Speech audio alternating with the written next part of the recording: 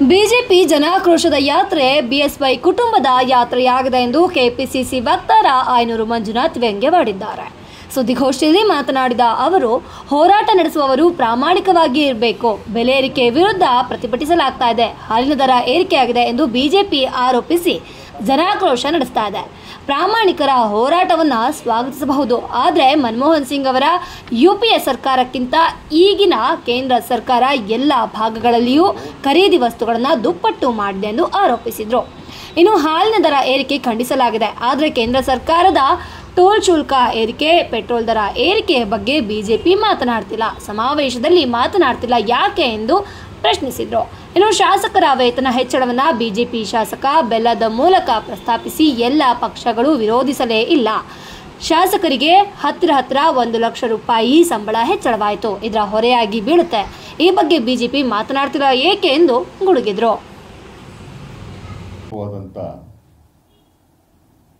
ಸಂಗಮ ದೃಶ್ಯ ಲಭ್ಯ ಆಗೋದಿದೆ. ಮಧ್ಯಾಹ್ನ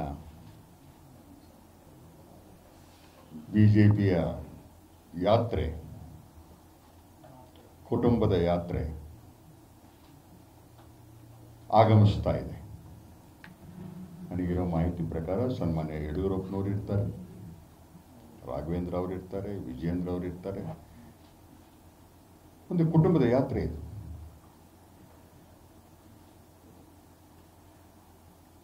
ದುರ್ಯೋಧನ ದುಶ್ಯಾಸನ ರಕ್ಷಣೆ ಮಾಡೋಕ್ಕೆ ಭೀಷ್ಮ ಬಂದಂಗೆ ಕಾಣಿಸ್ತದೆ ಯಡಿಯೂರಪ್ಪ ಜೊತೆಗೆ, ಯುದ್ಧವನ್ನು ಗೆದ್ದುಕೊಳ್ಳೋಕ್ಕೋಸ್ಕರ.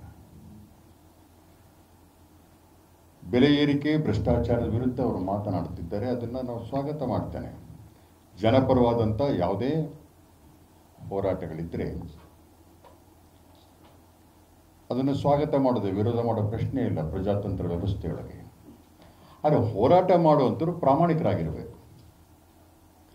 ಅಪ್ರಾಮಾಣಿಕರು ಹೋರಾಟವನ್ನು ಮಾಡಿದರೆ ಅದರ ಕಸುವು ಕಳೆದು ಹೋಗಿಬಿಡುತ್ತೆ.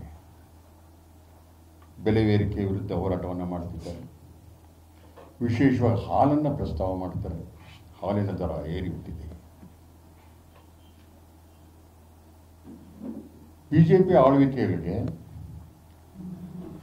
ಪೆಟ್ರೋಲ್ ಡೀಸೆಲ್ ದರ ಏರಿಕೆಯಾಗಿದೆ. ಅದರ ಇಂಪ್ಯಾಕ್ಟ್ ಸರಕು ಸಾಗಾಣಿಕೆಯಿಂದ ಹಿಡಿದು ಕನ್ಸ್ಯೂಮರ್ ಐಟಮ್ಗಳವರೆಗೆ ಹೇಗೆ ಬೆಲೆ ಏರಿಕೆ ಆಗುತ್ತೆ ಅನ್ನೋದನ್ನು ಅವ್ರು ಹೇಳ್ತಾ ಇಲ್ಲ. ಗ್ಯಾಸ್ ಏರಿಕೆಯಾಗಿದೆ, ಸಿಮೆಂಟ್ ಬೆಲೆ ಏರಿಕೆಯಾಗಿದೆ, ಕಬ್ಬಿಣ ಏರಿಕೆಯಾಗಿದೆ, ಗೊಬ್ಬರ ಏರಿಕೆಯಾಗಿದೆ. ಯಾವುದನ್ನು ಉಳಿಸಿಲ್ಲ. ಕೇಂದ್ರ ಸರ್ಕಾರದ ವ್ಯಾಪ್ತಿಯಲ್ಲಿರ್ತಕ್ಕಂಥ ಎಲ್ಲ ವಸ್ತುಗಳ ಬೆಲೆ ಏರಿಕೆ ಮನಮೋಹನ್ ಸಿಂಗ್ ಗೌರ್ಮೆಂಟ್ ಇದ್ದಾಗ ಏನಿತ್ತು ಅದರ 3 ಪಟ್ಟು 200 ಟೈಮ್ಸ್ ಜಾಸ್ತಿ ಆಗಿದೆ. ಅದರ ಪ್ರಸ್ತಾವನೆ ಮಾಡ್ತಾನೆ ಇಲ್ಲ. ಬೆಲೆ ಏರಿಕೆ ಅದನ್ನು ಅನುಭವಿಸ್ತಕ್ಕಂಥವ್ರು ಸಾಮಾನ್ಯ ಜನ. ಅವರ ಮೇಲೆ ನೀವು ಬೆಲೆ ಏರಿಕೆಯನ್ನು ಹೇರ್ತಾ ಹೋಗಿದ್ದಲ್ಲದೆ ಕೇವಲ ಒಂದು ಭಾಗವನ್ನು ಮಾತ್ರ ಹೇಳ್ತಾ ಇದ್ದೀರಿ. 4 ರೂಪಾಯಿ ಹಾಲಿಗೆ ಜಾಸ್ತಿ ಆಯಿತು ಅಂತ. ಇನ್ನೊಂದು ಕಡೆ ಹೋದಾಗ ರೈತರ ಪರ ಮಾತನಾಡ್ತೀರಿ. ಇವತ್ತಿನ ಒಂದು ಹಸುವಿನ ಬೆಲೆ ಎಷ್ಟು ಗೊತ್ತಾ? ಒಂದು ಹಸು ಎಷ್ಟು ಲೀಟರ್ ಹಾಲು ಕೊಡುತ್ತೆ? ಅದರ ಹಿಂಡಿ, ಅದರ ಹುಲ್ಲು, ಮೇವು ಸಿಗೋದಿಲ್ಲ ಈಗ. ಅದರ ಮೇಂಟೆನೆನ್ಸ್ ಎಷ್ಟು ಖರ್ಚು? ಅದಕ್ಕೊಬ್ಬ ಆಳಿರ್ತಾನೆ. ಎಷ್ಟು ಉತ್ಪನ್ನ ಆಗುತ್ತೆ ಎವ್ರಿ ಡೇ ಹಾಲು? ಅದರ ಪ್ರೊಡಕ್ಷನ್ ಕಾಸ್ಟ್ ಎಷ್ಟು ಅನ್ನೋದ್ರ ಬಗ್ಗೆ ಏನಾದರೂ ಪ್ರಜ್ಞೆ ಇದ್ದಿದ್ರೆ, ಇವರು ದನಗಳನ್ನ ಸಾಕಿದ್ರೆ ಗೋಮಾತೆಯನ್ನು ಪೂಜಿಸಬಹುದೇ ಹೊರತು ಗೋವನ್ನು ರಕ್ಷಣೆ ಮಾಡೋದಿಲ್ಲ ಅವರು. ಹಾಗಾಗಿ ಹಾಲಿನ ದರವನ್ನು ನೀವು ಖಂಡಿಸ್ತಾ ಇದ್ದೀರಾ. ಪೆಟ್ರೋಲ್ ದರ ಖಂಡಿಸ್ತಾ ಇಲ್ಲ, ಗ್ಯಾಸಿನ ದರವನ್ನು ಖಂಡಿಸ್ತಾ ಇಲ್ಲ. ಟೋಲ್ ಗೇಟಲ್ಲಿ ನಾವು ಪಾಸ್ ಆಗಬೇಕಾದ್ರೆ ಕೊಡ್ತಾ ಇದೀವಲ್ಲ ಆ ದರವನ್ನು ಖಂಡಿಸ್ತಾ ಇಲ್ಲ. ಎಲ್ಲ ದರವನ್ನು ಹೆಚ್ಚಿಸಿ ನೀವು ಇಲ್ಲಿ ಯಾವುದೋ ನಿಮ್ಮ ಅಸ್ತಿತ್ವದ ಉಳಿವಿಗಾಗಿ ಹೋರಾಟವನ್ನು ಮಾಡಿಕೊಂಡು ಬರ್ತಾ ಇದ್ದೀರಾ. ಭ್ರಷ್ಟಾಚಾರದ ಬಗ್ಗೆ ಮಾತನಾಡ್ತೀರ. ತಾವು ಸ್ವಚ್ಛರೇ ಅನ್ನೋ ಪ್ರಶ್ನೆಗೆ ಉತ್ತರವನ್ನು ಕೊಡಬೇಕು. ಬೆಲೆ ಏರಿಕೆಯನ್ನು ಮಾತಾಡುವ ಮಧ್ಯೆ 4 ರೂಪಾಯಿ ಜಾಸ್ತಿ ಆಯ್ತು, ಇಷ್ಟೊಂದು ಬೊಬ್ಬಿರಿತಾ ಇರತಕ್ಕಂಥ BJP ಸದನದಲ್ಲಿ ಬೆಲ್ಲದ್ದು ಶಾಸಕ ಉಪನಾಯಕ ಅವರ ಮೂಲಕ ಶಾಸಕರ ವೇತನಕ್ಕಾಗಿ ಯಾಕೆ ಅರ್ಜಿಯನ್ನು ಕೊಟ್ರಿ ನೀವು? ಶಾಸಕರ ವೇತನದ ಬಗ್ಗೆ ಪ್ರಸ್ತಾವವನ್ನು ಮಾಡ್ತಾ ಇದ್ದೀರಾ, ಪ್ರಸ್ತಾವವನ್ನು ತಂದ್ರಿ ನೀವು, ಎಲ್ಲ ಪಕ್ಷಗಳು ವಿರೋಧ ಇಲ್ಲದೆ ಪಾಸ್ ಮಾಡಿಬಿಟ್ಟು. ಎಷ್ಟು ಹೆಚ್ಚಳ? ಕನಿಷ್ಠ ಒಬ್ಬ ಶಾಸಕನ ವೇತನ 1 ಲಕ್ಷ ರೂಪಾಯಿ ಜಾಸ್ತಿ ಆಯಿತು. 1 ಲಕ್ಷ ರೂಪಾಯಿ ಪರ್ ಮಂತ್. ಅದನ್ನು ಪ್ರಸ್ತಾವ ಮಂಡನೆ ಮಾಡಿದ್ಯಾರು? BJPಯವರು. ದುರಾದೃಷ್ಟ, ಯಾವ ಶಾಸಕರು ವಿರೋಧ ಮಾಡಲಿಲ್ಲ ಅದನ್ನು. ನನ್ನಂಥ ಮಾಜಿ ಶಾಸಕನಿಗೆ 45,000 ರೂಪಾಯಿ ಸಂಬಳ ಜಾಸ್ತಿ ಆಯಿತು. ಯಾರ ಮೇಲೆ ಹೋಗುತ್ತೆ ತೆರಿಗೆ ಇದು? ಅದು ಬೆಲೆ ಏರಿಕೆಗೆ ಕಾರಣ ಆಗೋದಿಲ್ವಾ? ಬಡವರಿಗೆ ಹೊರೆ ಆಗೋದಿಲ್ವಾ? ನಿಸ್ಸಂಕೋಚವಾಗಿ ನಿಮ್ಮ ವೇತನವನ್ನು ಏರಿಸ್ಕೊಂಡ್ರಿ, ಒಬ್ಬರು ಕೂಡ ಮಾತನಾಡಲಿಲ್ಲ. ವಿರೋಧ ಪಕ್ಷವಾಗಿ ನೀವು ಅದನ್ನು ವಿರೋಧಿಸಬೇಕಾಗಿತ್ತು. ಅದರ ಬದಲಾಗಿ ತಾವೇ ಅರ್ಜಿಯನ್ನು ಕೊಟ್ಟು ಸಂಬಳ ಏರಿಕೆ ಮಾಡಿಕೊಂಡ್ರಿ. ಅದ್ರ ಬಗ್ಗೆ ಎಲ್ಲೂ ಕೂಡ ಮಾತನಾಡ್ತಾ ಇಲ್ಲ. ಒಬ್ಬ ರೈತನಿಗೆ 4 ರೂಪಾಯಿ ಜಾಸ್ತಿ ಆಗಿದ್ರ ಬಗ್ಗೆ ನಿಮಗೆ ಕಣ್ಣುರಿ ಬರ್ತಾ ಇದೆ. ಶಾಸಕರಿಗೆ 1 ಲಕ್ಷ ಜಾಸ್ತಿ ಆಗಿದ್ರ ಬಗ್ಗೆ ಏನು ಅನ್ನಿಸ್ತಾನೆ ಇಲ್ವಾ? 1922ರಲ್ಲಿ ಸದನದಲ್ಲಿ ಸಂಬಳ ಜಾಸ್ತಿ ಆಗಿತ್ತು. 22 ಮಾರ್ಚ್ ನಾವು ಸದನದಲ್ಲಿ ಇದ್ವಿ. ನಾವು ಆವಾಗ ನಾನೇ ಎದ್ದು ನಿಂತ್ಕೊಂಡು ವಿರೋಧವನ್ನು ಮಾಡಿದೆ. ಹೇಗೆ ಖುಷಿ ಬಂದಂಗೆ ನಾವು ಸಂಬಳವನ್ನು ಜಾಸ್ತಿ ಮಾಡ್ಕೋಬಾರ್ದು, ಇದು ಸರಿಯಲ್ಲ. 22ರಲ್ಲಿ ಸದನದಲ್ಲಿ ಒಂದು ನಿರ್ಣಯವನ್ನು ಪಾಸ್ ಮಾಡೋದು ನಾವು. ಅದು ಗೆಜೆಟ್ ನೋಟಿಫಿಕೇಶನ್ ಕೂಡ ಆಯಿತು.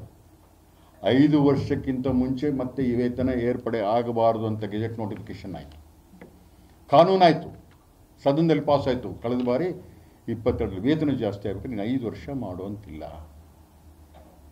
ಎಷ್ಟು ವರ್ಷ ಆಯ್ತು ಈಗ? 22 ಮಾರ್ಚಿನ, ನೀವು 25 ಮಾರ್ಚ್ಗೆ, ನೀವು ಡಿಸೆಂಬರ್ಲೇ ಅರ್ಜಿ ಕೊಟ್ಬಿಟ್ರಿ. ನೀವು ಬೆಳಗಾಂನಲ್ಲಿ BJPಯವರು ಬೆಲೆ ಏರಿಕೆ ಜಾಸ್ತಿ ಆಗಿದೆ ಅಂತ. ಶಾಸಕರ ವೇತನ ಜಾಸ್ತಿ ಆಗಬೇಕಾದ್ರೆ based on consumers price index 22ರಲ್ಲಿ ಏನಿತ್ತು, ಈಗೇನಾಗಿದೆ, ಯಾವ ಬೆಲೆ ಏರಿಕೆ ಜಾಸ್ತಿ ಆಗಿದೆ, ಯಾವುದು ಆಧಾರದ ಮೇಲೆ ಸಂಬಳ ಜಾಸ್ತಿ ಮಾಡಬೇಕಿತ್ತು. ಇವು ಯಾವುದನ್ನು ಚರ್ಚೆ ಮಾಡದೆ ಆರ್ಥಿಕ ಸ್ಥಿತಿಗತಿಗಳ ಬಗ್ಗೆ ಮಾತಾಡ್ತಕ್ಕಂಥ ಒಂದು ಕನಿಷ್ಠ ಸಂಕೋಚ, ನಾಚಿಕೆ ಆದರೂ ಈ ನಾಯಕರುಗಳಿಗೆ ಇರಬೇಕಲ್ಲ. ಪ್ರಸ್ತಾವ ಇವತ್ತು ವಿವರಣೆ ಕೊಡಬೇಕಲ್ಲ, ತಮ್ಮ ವೇತನವನ್ನು ಯಾಕೆ ಜಾಸ್ತಿ ಮಾಡಿಕೊಂಡ್ರಿ ಅಂತ. ಆ ಪ್ರಸ್ತಾವ ಯಾಕೆ ತೊಗೊಂಡು ಬಂದ್ರಿ ಅಂತೇಳಿ ಅಷ್ಟೊಂದು ಅಗತ್ಯ ಇತ್ತ? ನೀವು 18 ಜನ ಶಾಸಕರನ್ನು ಅಮಾನತು ರದ್ದು ಮಾಡಿ ಅಂತ ಹೇಳ್ತಾ ಇದ್ದೀರಿ. ಯಾಕಾಗಿ? ಪ್ರಜಾತಂತ್ರ ವ್ಯವಸ್ಥೆಯಲ್ಲಿ ರದ್ದು ಮಾಡಬೇಕು ಅಂತ ಕೇಳೋದು ತಪ್ಪಲ್ಲ. ಸಂಕಟ ಇದೆ ನಿಮಗೆ 18 ಜನರದ್ದು. ಯಾಕಂದ್ರೆ ಈಗೇನು ಅಧಿವೇಶನ ನಡೀತಾ ಇಲ್ಲ, ನೀವು ಯಾವುದು ಮೀಟಿಂಗಲ್ಲಿ ಪಾಲ್ಗೊಳ್ಬೇಕಾಗಿಲ್ಲ. ಆದರೆ ಕಮಿಟಿ ಮೀಟಿಂಗಿಗೆ ಹೋಗಬೇಕು. ನೀವು 40 ರೂಪಾಯಿ 1 ಕಿಲೋಮೀಟರ್. ಶಿವಮೊಗ್ಗದಿಂದ ಒಂದು ಕಮಿಟಿಗೆ ಹೋಗಿ ಮೀಟಿಂಗಿಗೆ ಹೋಗಿ ಬಂದರೆ 600 ಕಿಲೋಮೀಟರ್ ಅಪ್ ಆ್ಯಂಡ್ ಡೌನ್ 24,000 ರೂಪಾಯಿ ಪ್ಲಸ್ ಸಿಟ್ಟಿಂಗ್ ಚಾರ್ಜ್ 5 ದಿನದ್ದು 2,2 ಸಾವಿರದಂತೆ 10,000, 34,000 ತಿಂಗಳಿಗೆ 4 1.25 ಲಕ್ಷ ರೂಪಾಯಿ ನಿಮ್ಮ TADAಗಳು ಲಾಸ್ ಆಗ್ತಿದ್ದೀವಿ ಅಂತ ನಿಮ್ಮ ಹೋರಾಟ ನಾಚಿಕೆ ಆಗೋದಿಲ್ವ? ಬಡವರ ಬಗ್ಗೆ ಮಾತನಾಡುವಾಗ ಈ ಪ್ರಶ್ನೆ ಅಂತ ಇದ್ದಿರಲಿಲ್ಲ. ನೋಟಿಫಿಕೇಶನ್ ಕೈಗಳಿವೆ, ನೋಟಿಫಿಕೇಶನ್ ಇಟ್ಕೊಂಡು ಮಾತನಾಡ್ತಾ ಇದ್ದೇನೆ. ಇದರ ಹೊರೆ ಯಾರ ಮೇಲೆ ಬರುತ್ತೆ? ಜನಸಾಮಾನ್ಯರ ಮೇಲೆ. ಭ್ರಷ್ಟಾಚಾರದ ಬಗ್ಗೆ ಮಾತನಾಡ್ತಾ ಇದ್ದೀರಾ. ನಾನು ನಿಮಗೊಂದು ಜೆರಾಕ್ಸ್ ಸಿಗಲಿಲ್ಲ, ಕೊಡ್ತೇನೆ, ತಮ್ಮ ವಾಟ್ಸಪ್ಗಳಿಗೆ ಕಳಿಸ್ಕೊಡ್ತೇನೆ. ಭ್ರಷ್ಟಾಚಾರ ಮಾಡುವಾಗ ಇದ್ರ ಬಗ್ಗೆ ಒಂದು ವಿವರಣೆಯನ್ನು ಶಿವಮೊಗ್ಗದಲ್ಲೇ ಕೊಡಬೇಕಲ್ಲ. ತಾವೆಲ್ಲ ಆಶ್ಚರ್ಯ ಪಡುವಂಥ ಒಂದು ಭ್ರಷ್ಟಾಚಾರ ಇದು. 1912ರಲ್ಲಿ ವಿಧಾನಸಭೆಯಲ್ಲಿ ಒಂದು ಗಾಂಧಿ ಪ್ರತಿಮೆ ಸ್ಥಾಪನೆ ಆಯಿತು. ಅವಾಗ ಧರಣಿ ಮಾಡೋದಲ್ಲೇ 12ನೇ ಇಸ್ವಿಯೊಳಗೆ ಒಂದು ಗಾಂಧಿ ಪ್ರತಿಮೆ ಸ್ಥಾಪನೆ ಆದರೆ ಅದರ ವೆಚ್ಚ ಆವತ್ತಿನ ಕಾಲಕ್ಕೆ 11,95,00,000 11,95,00,000 ಗಾಂಧಿ ಪ್ರತಿಮೆ.